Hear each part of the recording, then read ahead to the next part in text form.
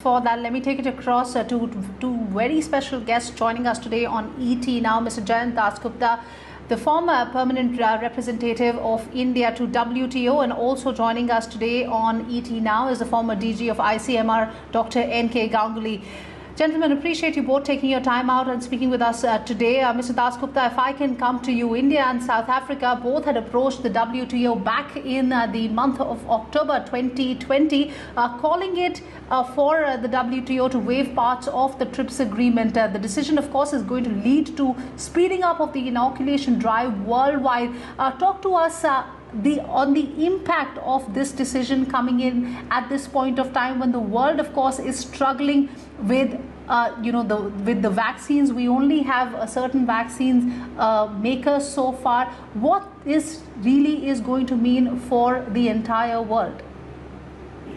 That's a very important question. As far as India is concerned, we already have two vaccines which are being provided to the people, and we have a few others which are in the pipeline. As far as India is concerned, we already have agreements with Sputnik V, for instance, and with Zydus Cadila also likely to come through. Novavax is going to be manufactured under license by Serum Institute. So for India, it is not much of an issue. As far as the rest of the world is concerned, you will find that we have a limited time frame of between 8 months to about a year or a year and a half, during which a vaccine will work against a virus. And meanwhile, the virus keeps mutating all the time. So we have to be very nimble on our feet, and within this period, we have to vaccinate a very large number of the people.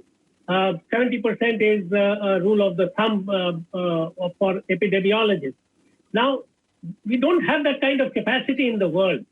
So if we don't have these patent holders providing licenses to the potential manufacturers to manufacture vaccines, because they have this voluntary licensing scheme and they have bilateral arrangements, then it is a no-go.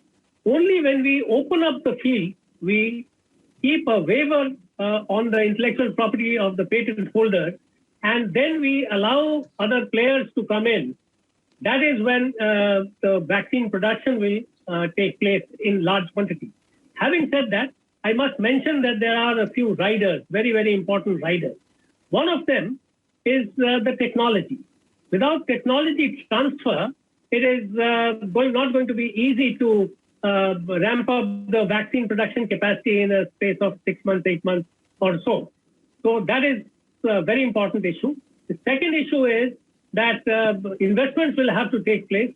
Private players will have to come into the game, and they will have to invest. So this is the second important thing. The third and the last one, which I wanted to mention, is that the US now has put its weight behind India, South Africa, and 57 other co-sponsors of the proposal, which was tabled in the WTO in October 2020. So it is likely that the European Union, which has already expressed the view that it will look at the waiver issue, which means that it is willing to negotiate. And I think the other countries like UK, Japan, etc., Sweden, for instance, Switzerland, which also have pharma majors located in their jurisdictions, which also have patents on vaccines, they will come around, and it would be possible to have a waiver negotiated over the next 2-3 months, because we can't wait forever for a negotiation to conclude. It has to be within the next 3-4 months. And the final details of that negotiation will have to be worked out. One of them is, of course, the remuneration part, the royalty part. Now, there is a medicines patent pool in which the WHO takes very active interest. There is the UNITAID.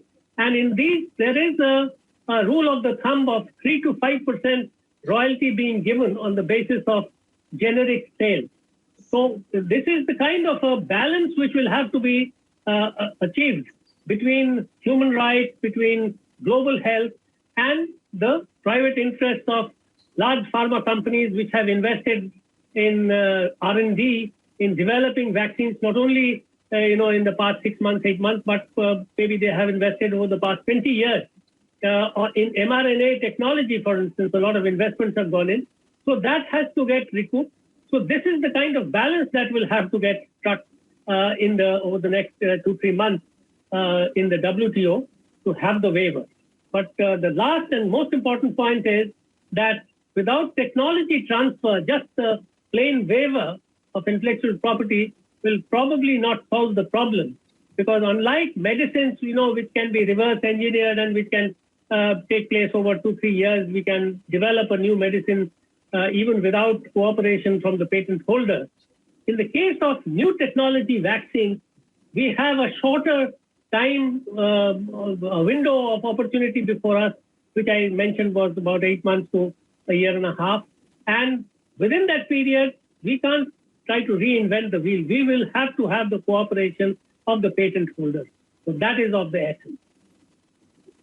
You hit the nail on its head. Let me take it across to Mr. Ganguly. Mr. Ganguly, that point put forth by the other panelists that until and unless the technology transfer happens, the patent waiver alone is not going to do much. We have a very short window. We have to vaccinate the entire world so that we are finally able to come out of the pandemic. Talk to us about how important it is to be nimble-footed during these times, and what kind of work do you expect the pharma companies to do now once these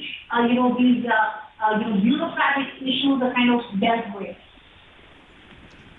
Actually, the majority of the time, this was for the drugs, where it is very easy. Indian pharma is absolutely stupendous in this for new process development, new intermediates and other. And any drug which comes in the world within 6 months, it could produce it without any help from anyone. And during the pandemic and other, there is a provision that to save your country, you can do that also. This was already existing. Only rider was that you could not export it to the other countries because by the law that was not allowed. Here in this particular dispensation, maybe you are able to allowed to export it to the countries which do not have a vaccine industry or vaccine sector, thereby protecting the other parts of the world where the developed world perhaps cannot provide vaccine at a cheaper rate. So this is the only advantage which we have there. At this given moment, Indian industry is not going to benefit much because major vaccines which are in the world market at this given time, they are under open licensing already.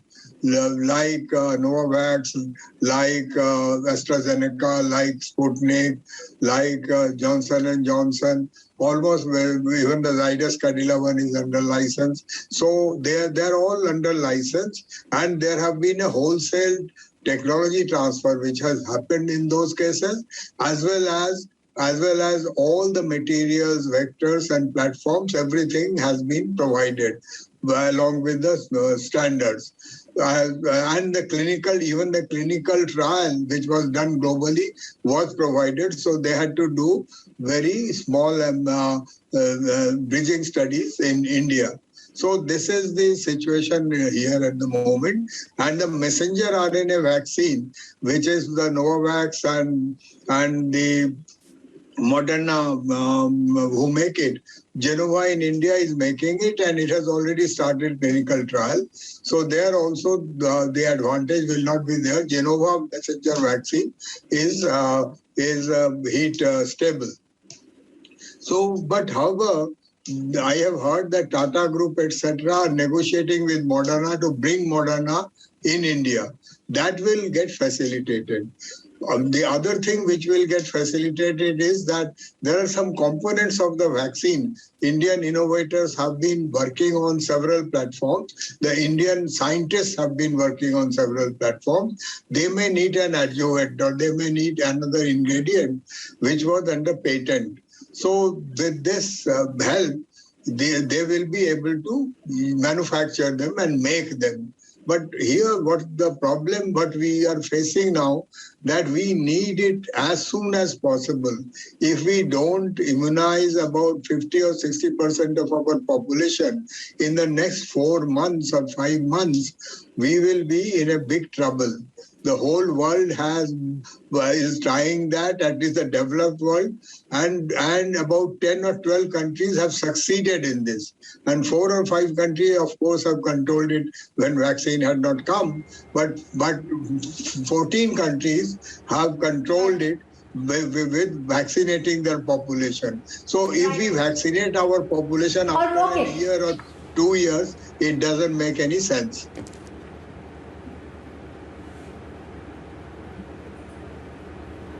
Okay, Mr. Ganguly and Mr. Das Gupta, appreciate you both taking your time out and of course speaking with us. This is of course coming in on a day that we're seeing massive rise coming in terms of the total number of cases being reported in India as well.